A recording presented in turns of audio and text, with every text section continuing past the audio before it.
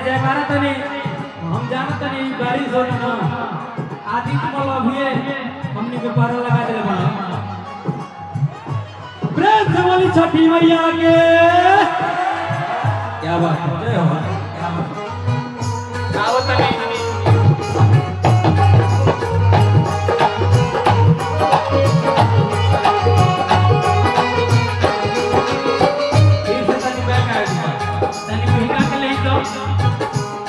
स्वर्ग देवी सरस्वती माँ अपने पुरम पार महिमा तू दिखा जई तू माई सभावी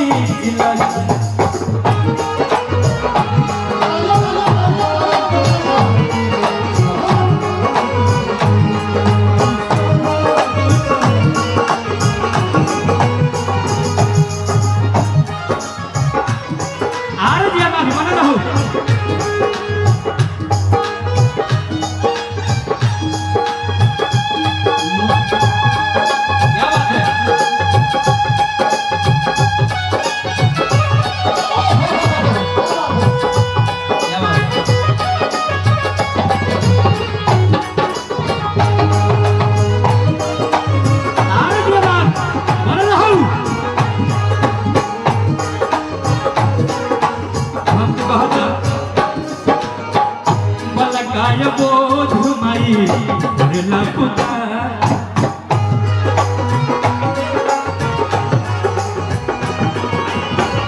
पलकाय बोध माई भरला पुकार हो बीच सभा में रखला हमार हो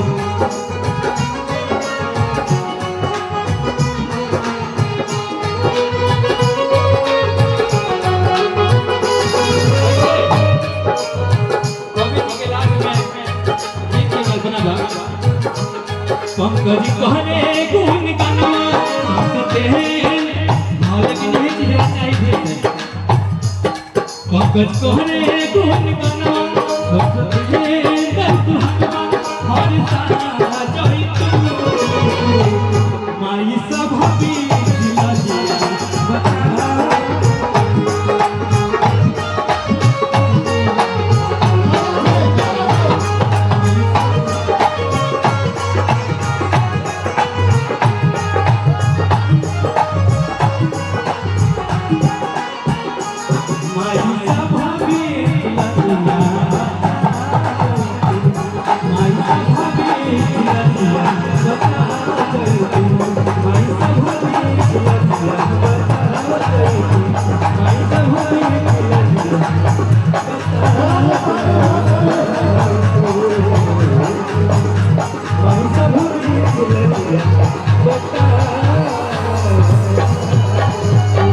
देखिए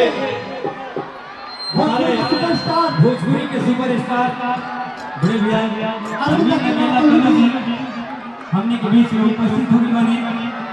चंद मिनट में आप सबके बीच मंच पर उपस्थित होगा। सभी लोग से रिक्वेस्ट है कि आप लोग अपना उचित स्थान लेकर बैठ जाइएगा क्योंकि हमारे बीच में भोजपुरी के मान सम्मान सुपरस्टार गायक सिंगर अरविंद अकेला कल्लू जी यहाँ पे उपस्थित हो चुके हैं। एक बार बोलो छठी मैया की। तो आइए मैं बोला था कि जितने भी हमारे उत्तर भारतीय लोग जितने भी लोग हैं यहाँ पर जब तक कल्लू जी नहीं आएंगे तब तक कोई जाने वाले नहीं है। सही बात है ना? अब बैठ जाएगा आप लोग। इसी तरह से आप सभी फाउंडेशन के बेहतर के माध्यम से कल्लू जी का स्वागत हो चुका है मंच पर और सभी लोग से मैं भक्तों से लोग से निवेदन